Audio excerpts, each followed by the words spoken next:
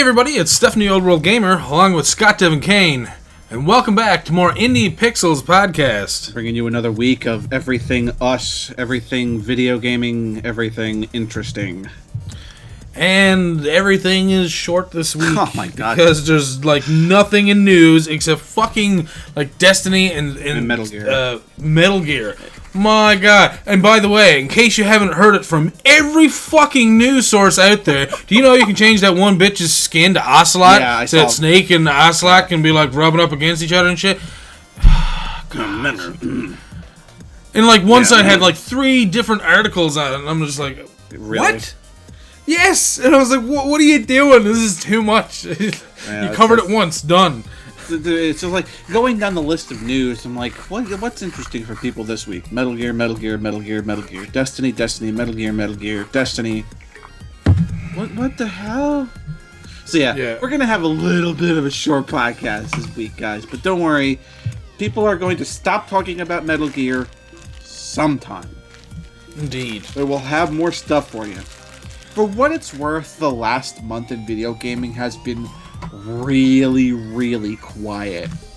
We got... Yeah, that's because Metal Christmas Gear, is coming up and everyone's going to be, like, shitting out news in no time. Yeah. Wait until you, like, come on here and be like, oh, I wonder if the Indie Pixels podcast is up, and you go and look and you're like, 3 fucking hours? What? and we're like, yes, we found, like, 50 Kickstarters that were worth talking about. Yeah, for, like, the last month. We got Madden and we got Metal Gear, so it's like, So there's not really too much to talk about. But we're going to do the best we got with what we got. Did you say Madden? Yeah. Oh. But, I'll start off with my news here with something that I am amazingly interested in. Oh, yeah, I seen this. I thought this was very interesting as well. Nintendo, or I said Nintendo. Blech. Rewind. I saw the word Nintendo on the screen. This is Pokemon, so this is now Pokemon Company. Okay. Pokemon Company has announced for iOS and Android something called Pokemon Go. It uses your phone in real-life locations to allow players to experience catching, trading, and battling Pokemon which roam freely around in the real world. So you're going to be able to have your phone out along with this the Pokemon Go Plus device, which you're going to be able to like wear as like a pin or a wrist strap or something like that. This is going to be awesome. And you are going to be getting notifications from that Pokemon Go Plus when there's a Pokemon near you or another trainer near you. So it's going to have like vibrations or an LED which alert you when these things are nearby. So things that you can do with with the Pokemon Plus is that you can perform actions like throwing a Pokeball by pressing it. So you're going to be able to press the LED and throw a Pokeball to try to catch Pokemon. So anybody with these devices are going to see other people with these devices, and you're going to be able to fight, trade, catch, Pokemon together. There's going to be like events, like the trailer had an event where they were like 1,000 people trying to battle Mewtwo. So it looked. And then you're just at a club sometime. You're like, "Bitch, get the fuck off my Weedle!" Oh god, I can just imagine how like insane some people are gonna look on it. They're like, "Oh my god, what are you doing, Growler? Fucking use!" It's just gonna look crazy. People on the street corner just like, "Oh god, there's too many cars. How am I gonna catch this Pokemon?" So I'm really looking forward to this. Yeah, I think it's a very interesting concept. I think it's a smart concept because I just hope that it's not. People aren't going to be stupid enough to be dangerous about it, just with, like I just said, oh, well, I'm playing Pokemon Go, so I'm not going to look up from my, car device and get hit by a car, and then boom! Oh, well, it doesn't really matter what Pokemon you have, because you're dead. You didn't faint, you didn't black out, you fucking died in real life. Okay? There's a good chance people might steal your money. You probably wouldn't even realize. It's like, that's cool. As long as it's not my polka dollars, I'm good. Right. So this is going to be releasing sometime in 2016 for iOS and Android smartphones. So I'll probably pick it up. Yep. Why not? So when we know more information about Pokemon Go, we will let you know for sure. If you're at work and on break, you can just, get out of your van, be like, oh shit. Yeah. There's a Meowth, and then just you catch it. So, reported to you guys a little while ago that Super Mario Maker, the way that they were going to unlock things is that you were going to have to play the game for 30 minutes a day over the course of 9 days. Apparently, people weren't very happy with this. While it's, it's an on paper good idea, there were a lot of people who just didn't like it. So, it's going to be Super Mario Maker is going to be getting its first patch 1.0.1, which is already available for download. Now, the extra elements are going to be unlocked every 15 minutes, rather than once a day after you've played for 30 minutes. So, yeah, apparently people couldn't play the game for 30 minutes a day for 9 days. I mean, really, they were asking you to play 4.5 hours of the game to unlock everything, and this was a problem. Why? Because people these days are fucked in the head. It's like, are you really that fucking entitled to say, I can't play this game for 4.5 hours to unlock everything? Oh, I'll play this RPG for 40 hours to unlock a skin so my female characters look all sexy and shit. But, 4.5 hours of Mario? No fucking way. Can't do that. Come on. I don't know. Come on, guys. I mean, you know what it's like. We're the same age. You know what it was like growing up. I mean, do you remember, owning a Nintendo, having maybe a handful of games, and then, you go to some random cousin that you barely know, and you're like, oh, cool. Apparently they have games and stuff. I wonder what they got. And then, your first time playing, fucking Centipede or Mappy or something like that, and you're just like, what the fuck is this? And, right. You don't care what happens in the game. You don't care if you die a billion times. It's just like, oh my god, it's a brand new game. These days, people have it that good, and they have that many games being shat out by everybody else out there, that they're spoiled. They just expect, oh no, you have to cater to me, or I'm not even just going to buy it. And it's true, because if you don't do what they want, then they'll just find it somewhere else. And I don't know, it's kind of sucky for developers, but at the same time, it opens the door for a lot of people who are quick to sell out and just be like, okay, just give me my money so I can, do what I need to and just fuck off. Pretty much. So yes. So you're not gonna have to wait 9 days to unlock everything. So, Super Mario Maker is now available in Japan, and it'll be released. Technically today, the day of the podcast, which is September 11th. So. There you go, you're going to be able to just get everything every 15 minutes. You don't got to work for nothing. For people with your entitlement issues. God forbid I put in a little bit of work to make the game better. Nope, just hand it to me all right. So, speaking of Nintendo has sold 7 million amiibos since November. That's it. They could have sold more if they'd stopped being so fucking tight on... Oh, I'll give you GameStop 6. It's like, you know how many people live in this town? 6? Right? This is exactly the point that I wanted to make. And you pretty much nailed, what I was going to say on the head before I even had a chance to say it. I apologize. 7 million since November? Do you guys, aka Nintendo, understand how fucking popular these amiibos are? You guys could have sold 70 million if you wanted to. I think 70 million is a relatively close number. I mean, it just doesn't... It doesn't make any sense to the fact that, I get the fact that, some of them are rare, some of them had a short print, and they're dealing with that as well. But like you were saying, some of those amiibos have been, like, store exclusive. Like, here's a Best Buy exclusive Palutena, and, oh, cool. Well, where's the nearest Best Buy from here? 300 miles. Well, I mean, think about this. How many copies of Smash have been sold so far? At least 10 million. Oh, more than that. Okay, well, no, we'll leave it at that arbitrary number. 10 million. How many amiibos are out there? Apparently 7. Okay, so even if there was one amiibo released, you guys sold 10 million copies of the game, and if you only released one amiibo, you should have easily sold probably close to 10 million. Yeah. I would imagine people, and not only that, but you released like dozens of these fucking things so far, and you're saying that 7 million, you feel accomplished? Are you fucking kidding me, Nintendo? Right. Are you kidding me? No. Are you serious? Dozens of fucking amiibos, and you're hey guys, 7 million! Yes! Like, if you haven't surpassed the amount of copies of Smash Bros. Sold yet, then you're doing it wrong. Mm-hmm. I mean, it's just... There should be a lot more than this.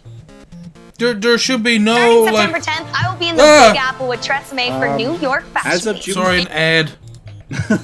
As of Jesus. June 30th, 2015, the 3DS version has sold 7 million copies, and the Wii U version has sold just under 4 million. So it's a complete total of a 10.87 million copies of Smash. That's Smash alone. Okay? Mm-hmm. So, 7 million amiibos? That is pathetic. That's way less than you should have sold. There should never have been, oh, we're all out of this one. When Mario 3 came out, was there ever a time that you could go to the store and Mario 3 wasn't there to buy? No. But why do these amiibos have to be limited? That's what I don't understand. You're allowing these fucking idiots on eBay to go and buy like a dozen. Oh, well, they can't do that because we limit it at the store. Yeah, but then they go to this store, and then they go to that store, and then they go to that store. And hey, Cousin Frank, who doesn't play games, can you pick up these amiibos here? And I'll pay you $20 for each one instead of $13.99 or whatever it is at GameStop, because I'm going to sell them online for $80 each or something. So you're losing out money, Nintendo. You're being fucking stupid. Yeah. Plain and simple. The Japanese publishers also reported a 30% increase in its sales for its 3DS handheld line for the 8 months of the year, and has sold 600,000 copies of the surprise hit shooter Splatoon in the US alone. Yep. So, Nintendo, we're doing this again. We are having another week of where we have to talk to Nintendo. We really should. We should have a mini-series called Our Talk with Nintendo. Well, why not? I'd be up for that. Every week, we should have a 5 to 10 minute segment at the beginning of our podcast, and we should call it Our Talk with Nintendo. Because apparently, every single fucking week, we find something else stupid that they're fucking doing. Mm-hmm. I mean, I see our year in review for the podcast being titled What Nintendo Did Wrong. Yeah. There was a lot of good things that we talk about, and I know that there's a lot of people out there that love Nintendo. I love Nintendo. I love the old Nintendo, the way it was when they actually gave a shit and they actually put some effort and time into what they were doing. Yeah. I really don't just with those amiibos alone, I don't understand why you're limiting them. It's so dumb. I don't get it either. It just doesn't. And they know about the eBay thing. Oh, of course they do. It boggles my mind so much. Of course they do. But to them, it's like, oh, it's just creating, commerce, and people are, collectors, and some are rarer than others, and blah, blah, blah. But at the same time, you have guys like me who it's like, man, I really wanted that Little Mac, but I didn't realize how popular this shit was going to be, and now you can't find them. I found that actually really strange, that some of the amiibos that were more quote-unquote rare were the ones that I didn't think were going to be as popular, like Little Mac. Yeah. Yes, the older gamers would have, been into it as much, but it didn't seem that the new Punch-Out was as big a hit as the original Punch-Out was. Right. And same thing with, like, the Wii Fit trainer. Like, I know a lot of people bought Wii Fit and stuff, but, like, as an actual character in Smash, which I actually enjoy using her, I think she's great, but, I mean, that amiibo is the rare one? Like, I don't know. You think that you try and do something like special, like back when you used to have like limited edition like Game Boys, and they still do that kind of shit now, where they only make so many copies of them. Yeah. Fine, do a limited edition amiibo of some sort, but like don't just say like, oh, well, we're gonna put this character as a special edition one so that we only have 2,000 of them ever. It's like, no, don't do that. Yeah. Like with the gold and silver Marios, limit the amount of those there are. Right. Because you can still get a Mario and still use it for what it is, but these other people can still have their silver and gold. Yeah. And and that's fine. But I mean, just putting something with something like amiibos. I mean, okay, let's just take your example there. Limited edition 3DS. They're doing like the new one, like the Animal Crossing one. There are only going to be so many of those. But that's okay, because people are going to know that there are so many of those being made. Now, and they're going to have those cards too. Right. Now go back when we first made these, when they first made these amiibos. It's like, okay, these are cool, but I'll get them later, I'll get it later. That's what I thought, yeah. But now they explode, and they're super popular. And now that we're into Generation 4, I'm looking back and I'm going, man, I really wish I got that Little Mac, because now I can't find it anywhere. And now that we're in Generation 7 or 8 or whatever it is we're now, getting a Little Mac is impossible. It's not going to happen until they decide that they're going to redo all of the amiibos, which I did last week. They said that they are going to remake some of the old ones that are considered rare, which I think they should have done before. They should before now. Characters like Marth and Little Mac and Fox and stuff like that. Characters that are very difficult to get a hold of. Well, I mean, I wouldn't say difficult, because I mean here. It's not super expensive compared to what it used to be. Amiibo. $23.71 US. Wow, really? On free shipping. Okay, you can find them a little bit better now, but I mean, I know exactly what you're talking about. When say Generation 3 came out, yeah, to get a Little Mac, you were looking at $80. Oh, absolutely, without easily. Question. But I mean, $23 now. I may even consider doing that. $23 for a rare figure, I think that's okay. Yeah. For things like Little Mac and Fox and like yours, Wii Fit Trainer and Marth and things like that. Now that if you find something like this, paying a little bit extra, I think is okay.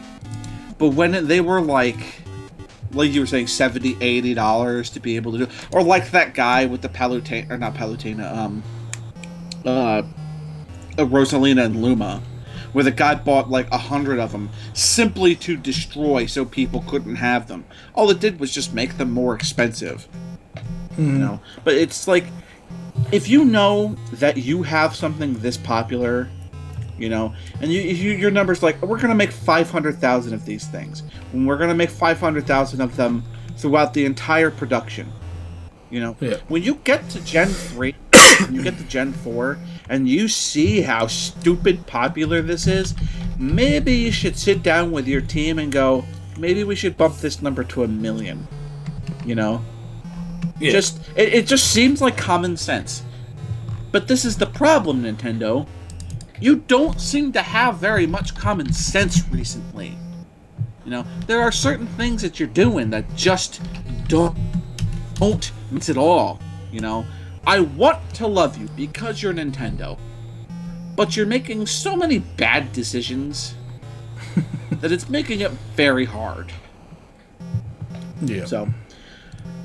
So everybody knows what PEGI is at this point. PEGI is just basically the ratings things that you have on the front of your video games at this point. Tell you how old you should be to play PEGI 12, PEGI 16, PEGI 18. It's basically just a rating system that tells you, the maturity level of the people who should be playing this game. So now all of a sudden, PEGI has decided to put FPS ratings on the front of games. Why? Actually makes them do more work. I mean, maybe they're just lacking. I understand that. It's like, are people going to be this anal to go, oh, cool, I think this game's really neat. I'm going to go purchase this game. Go to the store. Okay. Oh, wow, this game's only $20. Oh, PEGI 30 FPS. I don't know about this now. Is this a thing that they're trying to do? I mean, PEGI finds that it's important for the customer to have this information at hand before a game purchase. So, I mean, this is something that's going to be appearing on game boxes starting January. This isn't even a thing that they're considering doing. This is a thing that they are doing. Yeah. I'm trying to grasp for a reason. I would assume that because people want to have a more standard frame rate, and people are starting to... I mean, look at YouTube. YouTube has started to offer the 60 FPS frame rate now just because people want it.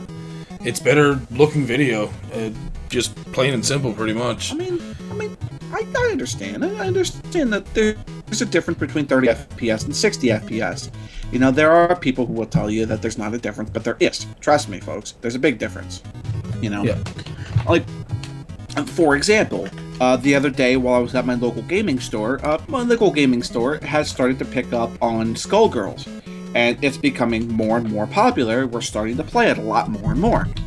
And you could tell when the gaming system that we have is basically a laptop hooked up to a TV so that we can, you know, play it on a big TV so we don't have to stare at a laptop all day. You could tell when the game was dropping frames because all the motion was, you know, a little stuttered and whatnot. So, you know, we messed with it until we had the game back up to 60 FPS, okay? I get the fact that a 60 FPS game and FPS game just doesn't look the same. But I don't understand why we need a PEGI rating for this. I mean, is this going to be something that's like, oh, here's Call of Duty, you know, Bag of Dicks 3. And here's Call of Duty Bag of Dicks 3 with a... Don't go promising something you can't deliver. I'm just trying. But here's a Call of Duty Bag of Dicks 3 at 60 FPS. And here's Call of... oh, just got hiccups, of course. Call of Duty Bag of Dicks 3 with FPS. Here's the 60 FPS one for an extra $10. Is this something that's going to happen? I mean, maybe. Can developers really go, we're going to give you guys a suboptimal game for cheaper? Maybe? Possibly. I don't know. So, PEGI is adding FPS ratings to the front of your games, guys. Just so you know. So, Street 5 has released a new character, and it is goes by the name Rashid. And good old Street Fighter. First and foremost, I'm gonna point out, and this is the point of contention to everybody who's had a problem with it. He's an Arab. Okay, now let me put this to sleep right now. He's a fucking video game character, folks. Get over it.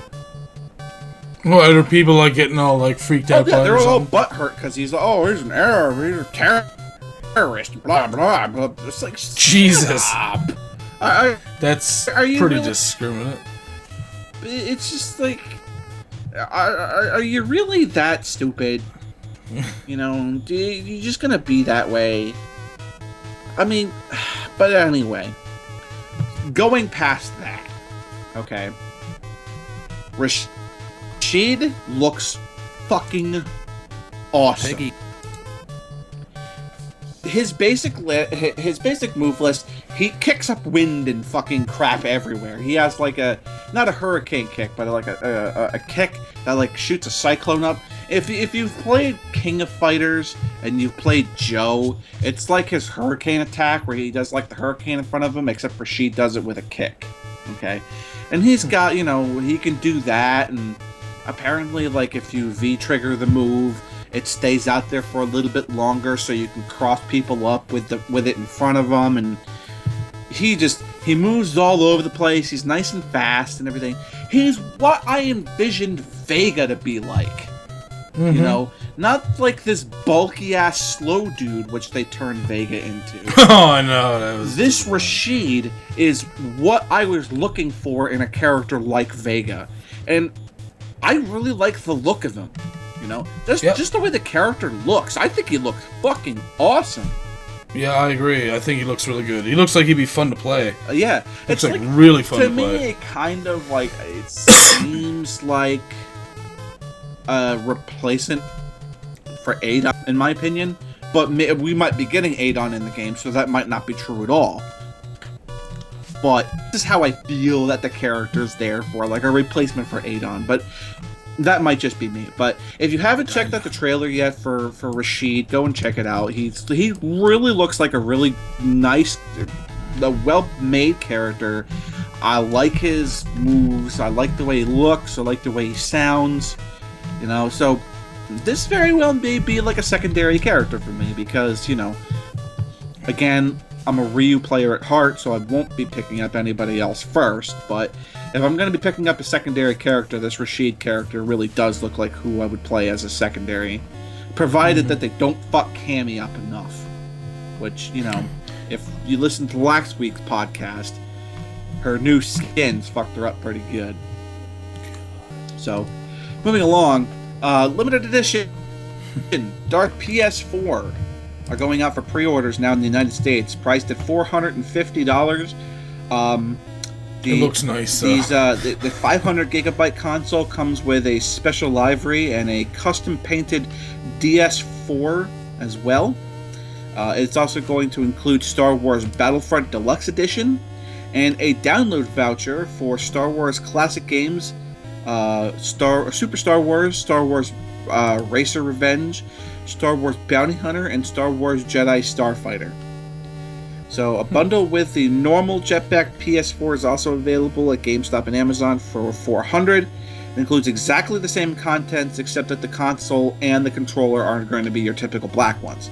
So if you're a Star Wars fan and you want like a custom Darth Vader PS4 plus the Darth Vader controller, which in my opinion, I'm not a huge Star Wars fan, but this stuff looks pretty fucking cool.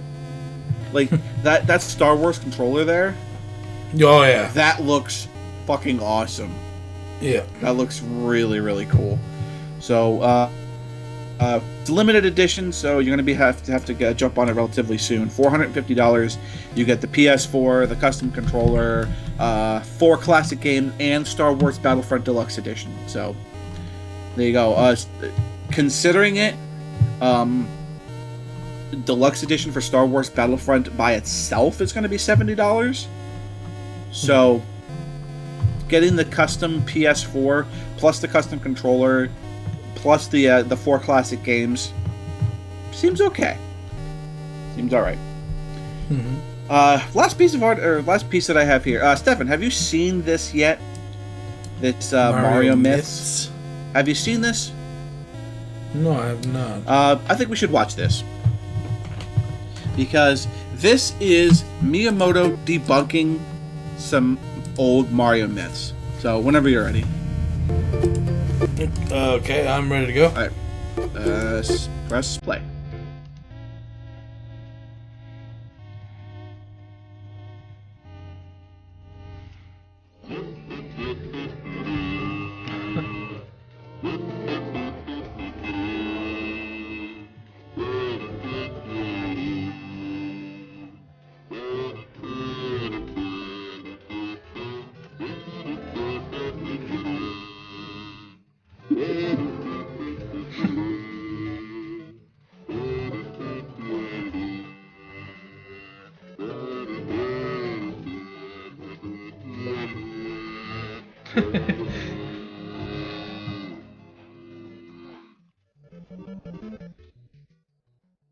Whoa. Yeah. Oh.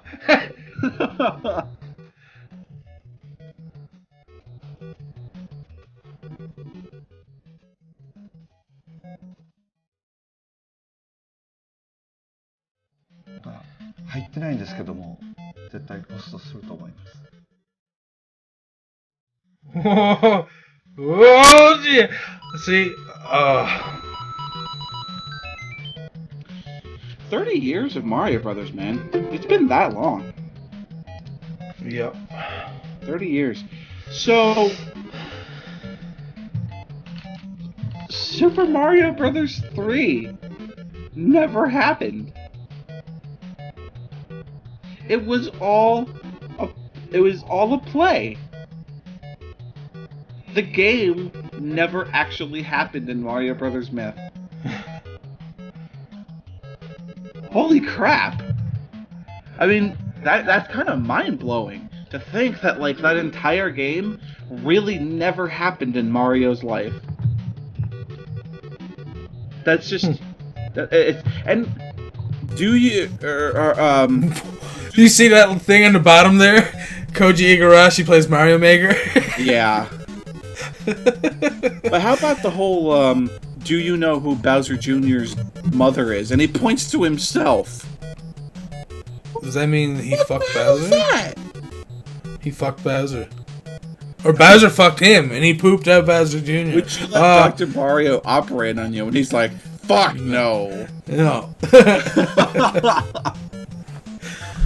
So, yeah, Miyamoto just he did something called Mario Myths, and yeah, he basically just debunks a whole bunch of things about the Super Mario franchise and history, like Nintendo or Mario is actually named after a building manager.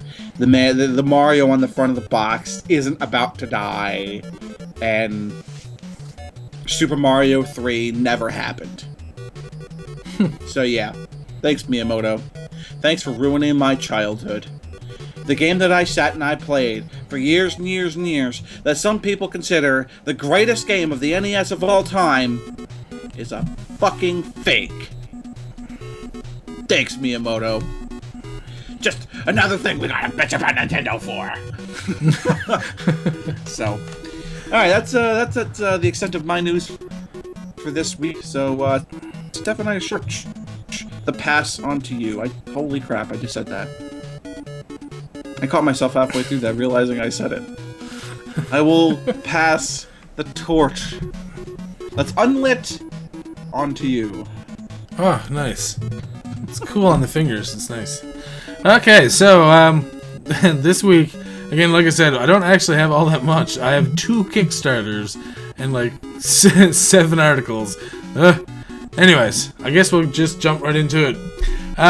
First thing I have here is Garry's Mod 2 has been announced, and apparently it's going to have virtual reality and stuff in there. Basically, he was doing an interview, Garry Newman was doing an interview with the, I guess, oh no, what is, am I reading this wrong? An interview with Garry Newman. Yeah.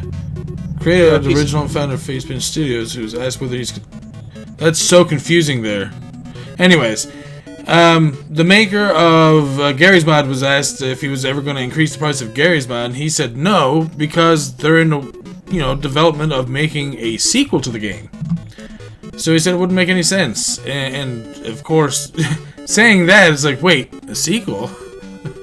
So, it seems like, I mean, Garry's Mod is played by a lot of people. It's hugely popular, and people got into a big thing with the whole prop hunt. I played that for a couple times. I thought that was hilarious. But, yeah, it's interesting that you're going to be adding virtual reality with it as well, though. Because, God forbid you don't play Garry's Mod enough, where, basically just all rules apply and no rules apply. And now you're going to shove that into VR, so it's like... It's going to be absolute chaos, and I think it's going to be like absolute chaos of the best variety. Because just Garry's Mod lets you do just so much crap that if you haven't seen some of the hilarious things that happen in Garry's mod, just go to YouTube, watch a couple Garry's mod videos. You know? Yeah, really though. I mean, just they do some crazy funny things. So, and then being able to do those crazy funny things with VR on, oh, good times. Oh, indeed, turning into a mouse, yeah. and not a creature mouse, like the actual computer mouse, and running away from someone. That is hilarious. Right. Anyways, moving on to my next article here, which is pretty short as well. Apparently, if you're a fan of Fire Emblem and or a fan of Shin Megami Tensei, they're making a Wii U crossover that's dated to release December 26th in Japan. And yeah, that's gonna be that's gonna be different to say the least. This is like some gamers' heaven right here. Oh God, yes. Shin Megami Tensei and Fire Emblem are both just like very ridiculously popular. I mean, yeah. No thanks to Smash, but yeah, I suppose. But these two games coming together, good lord! It's like some JRPG, a sweat dream. I mean, these I can't say anything more. It's just no, and like I said, it's a pretty big crossover. To say the very least. Like, yeah. Jesus. But anyway, yeah. I mean, the two franchises are just... They're so stupidly popular, and just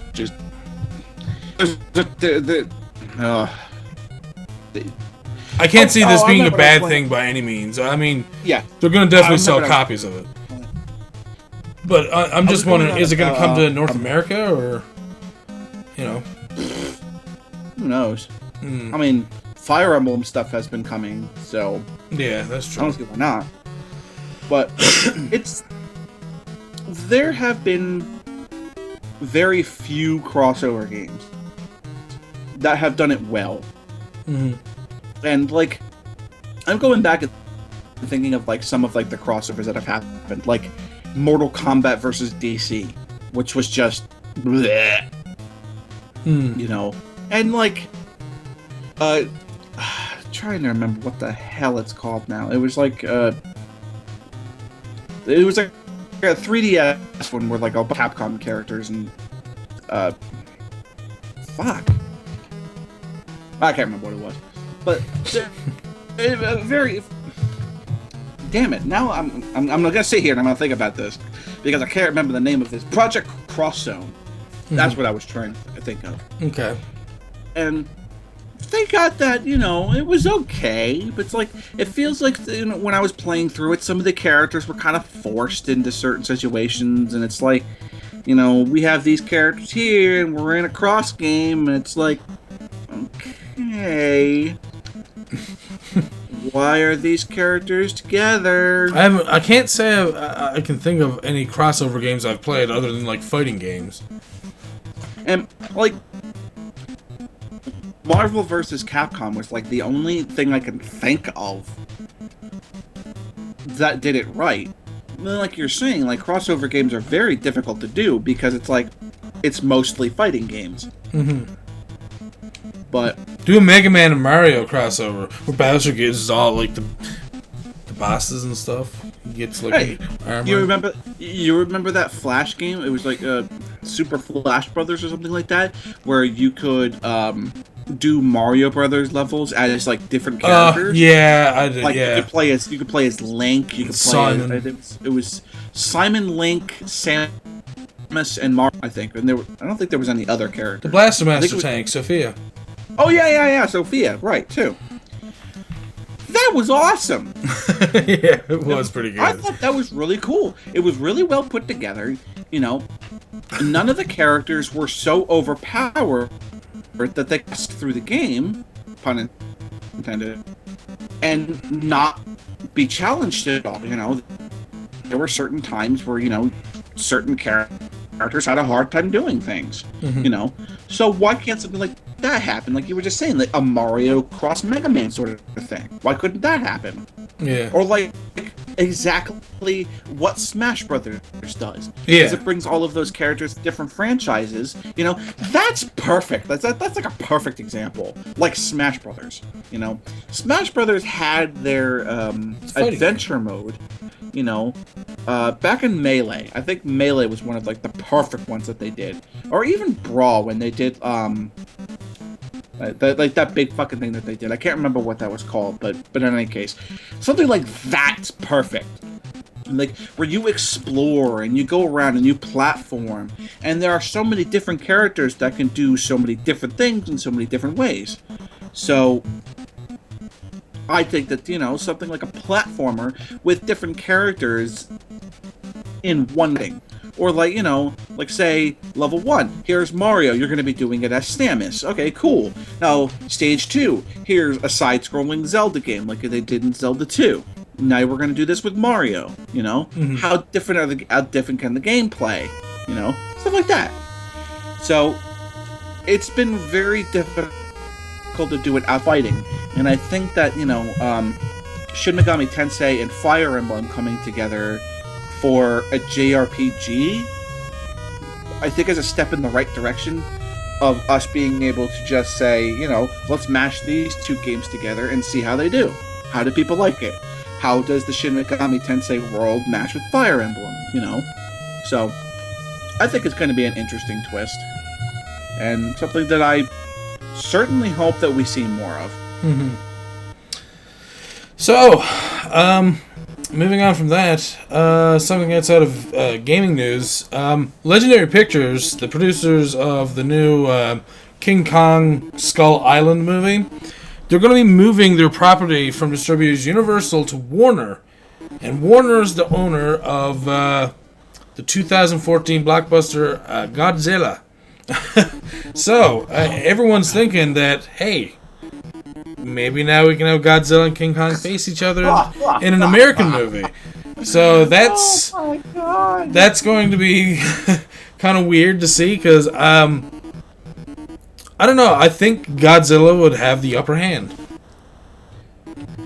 I really do. I mean, they've met before. Back in I guess, Jesus, I don't even know what year that was. They made a King Kong versus Godzilla movie in Japan. But that was like years ago. Like 70s, I'm thinking? Like early 70s, maybe? Oh, I have no idea.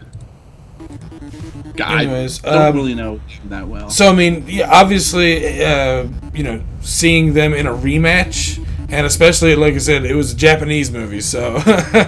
Japanese movie back in the 70s was not awesome most times. They were really bad. Yeah.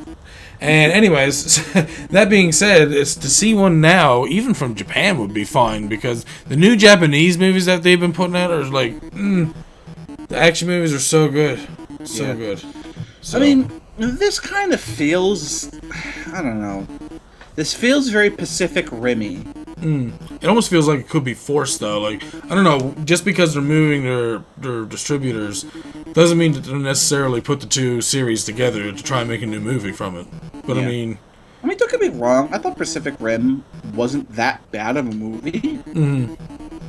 I just think it wasn't that of a movie either. Yeah, you know? That's the way I felt about it. I felt like that about a lot of movies. I don't know. It was okay, but this I've never been a very huge fan of the kaiju movie franchises. Mm-hmm.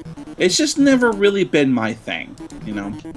And this is just kind of like it's gonna be another one of those kind of movies. The kaiju movies haven't really done all that great in the last 20 years. We've had 2 Godzilla movies, and I don't think either one of them did like all that really well. You know, I'm not really like 2000. Let me. Crap. You know, 2014. You know, just curious about how well it did. It's like it had a Metacritic of 62%. Rotten Tomatoes gave it 74%. IMDb gave it 6.5. So it's like it wasn't like a super huge movie. It wasn't all that great. And let me see about bucks of critical. How much money did it make? Damn it! I have no idea. Oh, wait. It says here at the bottom of the article that the Godzilla, the Japanese Godzilla vs. King Kong movie came out in 1962. Oh my god. There was one of these already? Jesus. That's... Really? 1962 seems really early. Wow, this did a lot better than I thought it did. It had a box office of 530 million. I didn't realize it did that well. Huh. Well, again, let me just reiterate over the fact that I'm not a big fan of the kaiju movies, so I didn't think it did that well. So apparently it did. It shows you I'm talking out my ass, and I have no idea what I'm talking about here. You know, because I'm not a big fan of the franchise, so it's like, I mean, I know that there are some people out there who are going to lose their shit over this sort of thing. You know, King Kong vs. Godzilla. Oh, yeah. Yeah. AVGN be all over that shit. Oh, God, yes. Apparently, there's going to be a sequel for that 2014 Godzilla sometime in 2000. So... In when? 2018. Okay, you just cut right at it. You said 2000. Sorry. 2018, sorry. Yeah. But... Yeah, okay, I mean... Sure. I could... You're gonna have to make it really good for me, but, you know, like I said, this thing... These sort of beasts are like, it's like a cult following thing. You either like it or you don't. So. Yeah. Oh yeah. I don't know. Godzilla's become a much bigger thing than it used to be. I think. Like before, it was just a cult following. Now a lot more people are getting into it, kind of. Yeah. I wouldn't know because I don't follow it. So you're gonna be the expert on that, sir. I wouldn't say expert. Anyways, moving on to another article I have here. The game 80 Days, which was, I believe, originally a iOS and Android game, is coming to PC with a major content update. Basically, 80 Days is all about the Jules Verne novel Around the World in 80 Days, in which you must win a bet by traveling around the world in 80 days in what I believe is a hot air balloon. If I remember correctly. If I get that wrong, please do not stab me. Please. Wow. Don't stab me. Anyways, they're going to be adding 30 new cities, 150,000 words, 2 new major plot lines. And, well, obviously a dramatic visual improvement because they're going to be using a Unity 5 engine. So there's going to be a lot of new shading effects, color, and global day and night cycle. And the game is going to be available on Steam, GOG, and Humble on September 29th and will cost about $10. That's pretty big. I mean, they're talking about 30 more cities. Okay, 30 more cities. 150,000 words. Okay, now that, might seem, like a lot. You have to also consider that they're talking about, like, the first release of this game had 500,000 words. And only like they're saying only a small amount of which you'll see over the course of journey. So there's the possibility of playing this game an infinite number of times and be like, you're gonna see something like not infinite, but you're gonna be like, I'm gonna do the journey this way, and I'm gonna do it that way, and I'm gonna do it this way, and like not see the same journey twice. Yeah, exactly. And a 500,000 word count, that's huge. So, and this game has won awards and whatnot. It was Times Game of the Year, and September 29th is only like 3 weeks away at this point, and it's only going to cost you $10. Yeah, that's not bad at all. Especially for a game that's going to have like that much content, you're going to play the game for a while. So I think that's like a no-brainer buy right there. So yeah, that's. I think it's going to be one of those games that people are going to enjoy just watching as well on YouTube, like the whole Papers, Please, and that sort of thing, more or less. I didn't even know what kind of maybe a point and click type thingy thing. I would imagine that's what type of game it's going to be, is a point and click, obviously, but yeah. Anyways. And news for Final Fantasy fans, the retro Final Fantasy fans. Final Fantasy V is coming to Steam. I mean, we finally got everything else coming. Why not throw in Final Fantasy V? You can play that. Yeah. On Steam now, so that is going to be interesting. They're going to be including, the extra content that they included for the Game Boy Advance version, and of course, Steam's going to have the trading cards and achievements. And I'm not going to be too disappointed to play it. I won't lie. Yeah. I'm not a fan of Final Fantasy. I'm sorry. I am very adamant about how much I dislike the job system, and Final Fantasy V is all about the job system. So. Oh, what do you mean? Is it similar to Tactics at all, or? What's that? Is it similar to Final Fantasy Tactics or something? Or? Yeah, Final Fantasy V is basically just any character can play any role. Okay. Well, you have to, when you put your character in a role, they have to relearn this, and you have to grind experience every role that you play. Yeah. So it's like, and it's like if you go to a certain boss battle and you don't have a job high enough on a certain character, you can't win.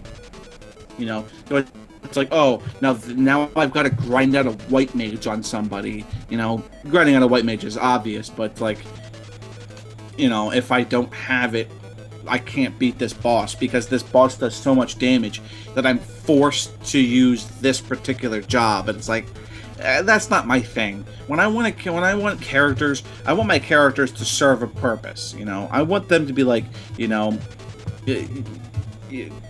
this character does this, that character does that. You don't want like character A to have to put on different clothes to gain more experience in this so he can do something different and blah blah blah. And, okay, now I've got these 4 characters and I like how they look, and I want my character 1 to be a fighter, my character 2 to be a black mage, and my character 3 to be a white mage, and my character 4 to be a thief. Oh, you need certain things to be able to advance in the story, and this guy's white mage isn't good enough? Fuck you. Not a fan.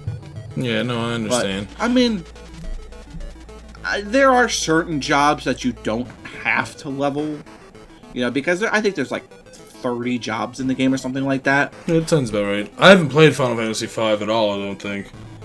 Yeah, it just wasn't it really wasn't my cup of tea when it came to, games like that. And I just barely got through Final Fantasy X-2. Mm-hmm. And it's simply because I wanted to know what happened at the end of the game, because I loved 10 that much. I love Final Fantasy X enough to punish myself through Final Fantasy 12 or 10-2, which it's not a bad game, but it's also not a good game either. So, I mean, but if you like that sort of stuff, I mean, don't get me wrong, Final Fantasy V is not a bad game. Just for me, it's not what I like in a Final Fantasy game. So. That's the Final Fantasy V will be coming to Steam on September 24th. So it's 2 weeks from now. Mm-hmm. It's going to be like, if you pre-purchase it now, you're going to be getting 10% off of it. It's going to be $16, so you'll get it for like $14 or something like that. But if you haven't played Final Fantasy V before, I'm not going to tell you not to play it, because it's a Final Fantasy game. Of course you should play it. It's just not my kind of RPG, that's all. Yeah, that's cool. So, if you're interested in that, it's going to be coming out in about, actually less than 2 weeks from now. So, if you're looking forward to it, yay! Moving on from that, I've only got a couple more articles left here. Press Play, the makers of Max, The Curse of Brotherhood, which was a puzzle platformer, are coming out with a new a new game that's kind of like a Hunger Games style game. It's called Knoxville, and apparently you're basically third person multiplayer action that deals with fragile alliances and survival in a game show setting, is what they're saying. And it's inspired by films like The Hunger Games and Running Man. Well, it kind of sounds a lot like if it's a shooter at all. Well, they say action, so yeah, I guess it would be more of that. I was gonna say it sounds a lot like Smash TV, again. So, which I'm fine with that. That's cool with me. I love Smash TV. Oh God, yes. That game was fun as hell. Big money, big prizes. I love it. Was it Super VHS? Jesus. Congratulations, you've won 80 toasters. Right? Jesus. And 17,000 Corvettes. This prototype teaser gives a better idea with disclaimers of what the game is actually like. Which, like, the trailer really didn't show much. Yeah. It was a whole bunch of people like, okay, sure, what are you doing? It's like every other fucking game you're playing. It's doesn't mean much. You have absolutely no kill idea. or be killed. It's like, sure. Oh, they actually have another actual gameplay teaser down here. Mm-hmm. Okay, I might actually give that a real quick. What the hell am I looking at? Do we actually get to see gameplay on this thing or no? No. Or we just get to see a whole bunch of people just talking about gameplay? Oh, what the hell? Is that the way this is gonna look? Like storyboard?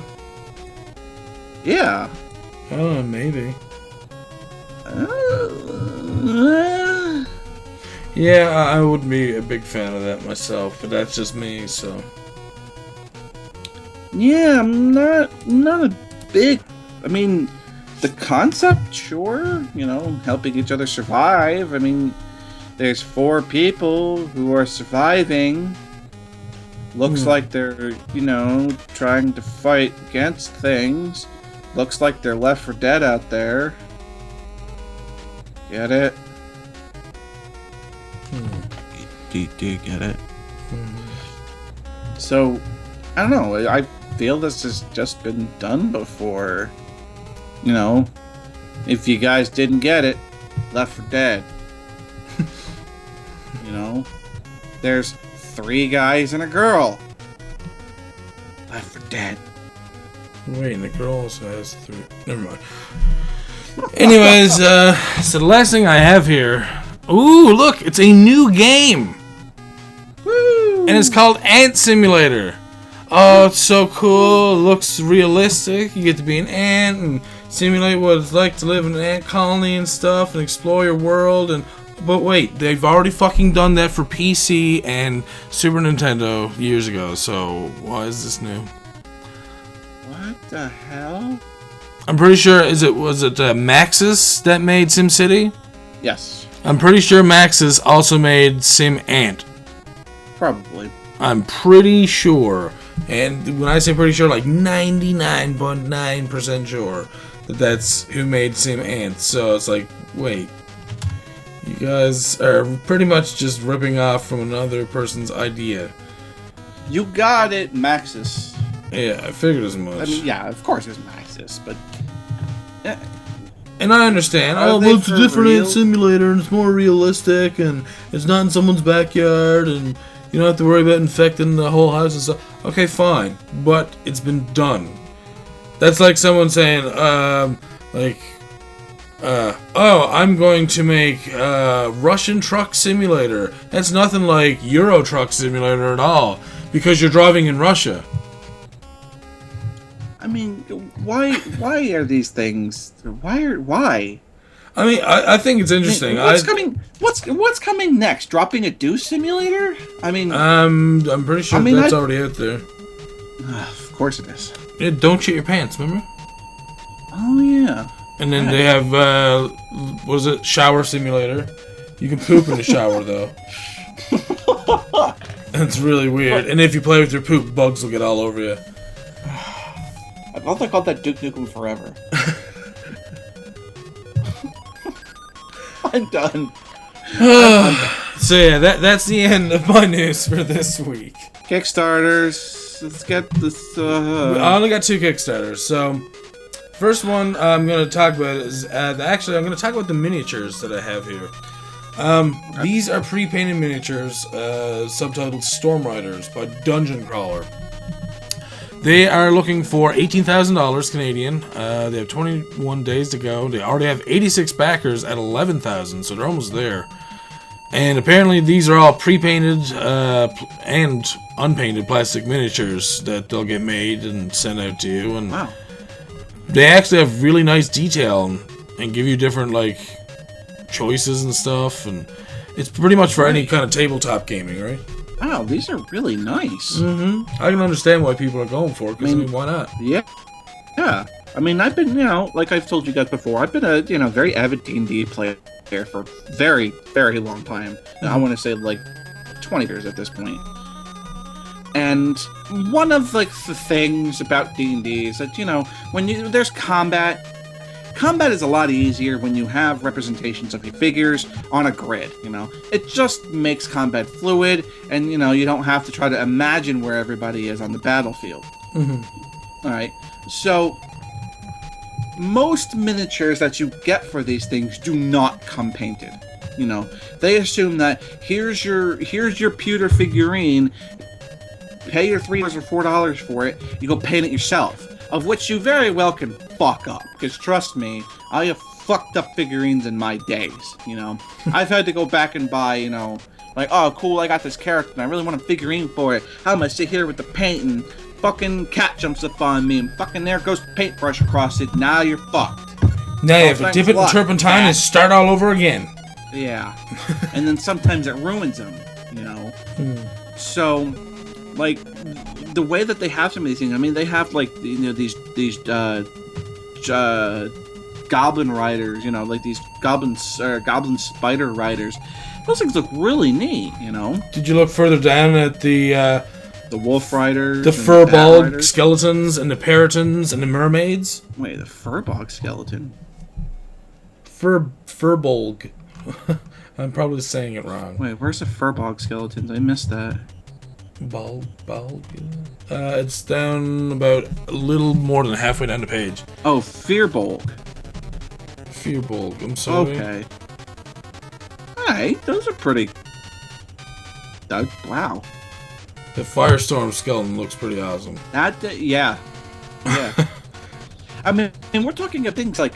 you get your own figurine, you're gonna paint them in one color. I mean, unless you're an artist and you really know what you're freaking doing, you're gonna your shield's one basic color, your sword's one basic color, your character, you're gonna very intricately design this armor, but it's, these things look sweet. Mm-hmm. And $11 for these things, that Firestorm skeleton? Holy crap!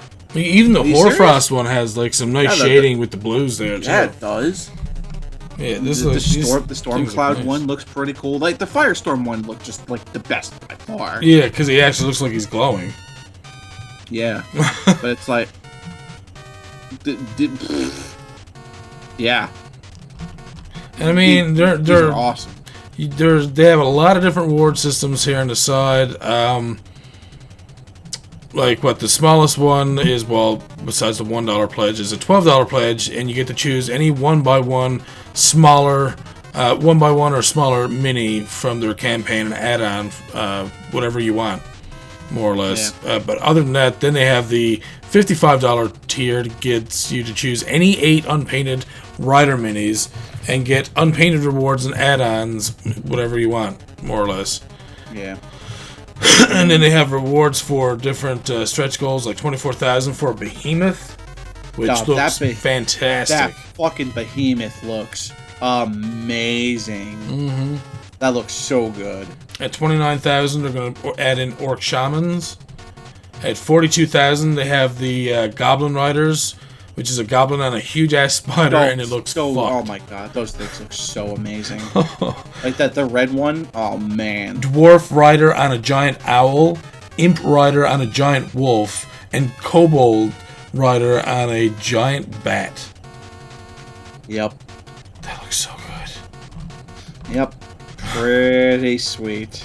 So, if you are a tabletop enthusiast, Dungeons and Dragons, or anything, therein, go and check out the Kickstarter for the Dungeon Crawler pre-painted miniatures. Because you won't be disappointed. You might want to get in on that. You will not, trust me. And the last thing that we have to discuss today is a Kickstarter for a sci-fi adventure game by the name of Distress. Now, they don't really show you much in the actual trailer there. It's only 35 seconds long. But apparently it's a futuristic horror thriller where each decision you make could be your last. They're only looking for $3,400. They've got 2,000 so far, 106 backers, and 23 days to go. So they're well on their way to getting their game made. Looks decent. It looks like it could be interesting, but I want to see some gameplay. I don't want it to just be this. I hope it's just not a visual novel like it shows kind of down here, because if it is, I would not be behind a visual novel. I'm sorry, but Yeah, I mean, I will a first person to admit that I like visual novels. I don't mind. Some of them are great, but I mean, I don't think it warrants a Kickstarter to make a visual novel. Not really. I mean, it depends on, like, how... Or at least it shouldn't be in the gaming section, in my opinion. A visual novel is... I know it's a type of game, but I don't think it's a video game. In the sense of, like, you have to have skill to play it. I mean, it's either you pick this or you pick that. Oh, you pick this, then this happens. Oh, you pick that, then this happens. And plain and simple, that's it. But, right. I mean, you have some puzzles in it. But you can't have puzzles in a visual novel because there's no clicking anywhere else. It's just making a fucking choice. Right. So, yeah. So, I mean, it looks pretty cool, but, it's visual novelish. Mm-hmm. I'm not exactly convinced $3,400 is necessary, but... Yeah. It still looks pretty cool, though, in my opinion. I mean, for some of the visual novels that I've gone through, some of them are, like, pretty meh. I mean, when it comes to, like, art and stuff like that, which is important, because, half of what your, game is about is visual. And not only that, but about, 95% of visual novels are fucking, like, Japanese anime? Yeah. And this obviously isn't. Yeah. This is, like, very... I don't even know what to call this. American is what I would call it. I guess so. It looks more modern, it's crisp, it has solid, like, cell shading lines and stuff. Yeah. And that's fine. And it looks good. And that's what I'm saying, like, at least it's different than, like I said, the other 95%. That's mostly just Japanese anime. Where your basic goal is to go and, like, fuck someone. Because most of them are about that kind of shit. Yeah, unfortunately.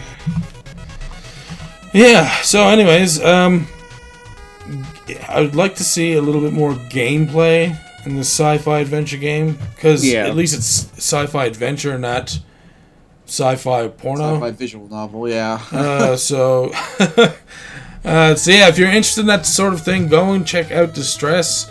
Hopefully, like I said, they'll put up a gameplay trailer. If you guys hear this, by any chance, could you please put up a gameplay trailer? Yeah. So that I can have something a little bit more forward to look, something to look forward to. Yeah. Yeah. That makes sense. Anyways, again, a short podcast this week. More tolerable for some of the viewers out there who just can't get to the 2-hour mark. I understand, believe me. So, we are enjoying all the people who are coming to download it at Shout Engine. It's been going great, and I just wanted to keep going in that direction, because the more you guys are tweeting out there and letting people know how good the podcast is, commenting, sharing, whatever you're doing, just keep doing that, because it's helping.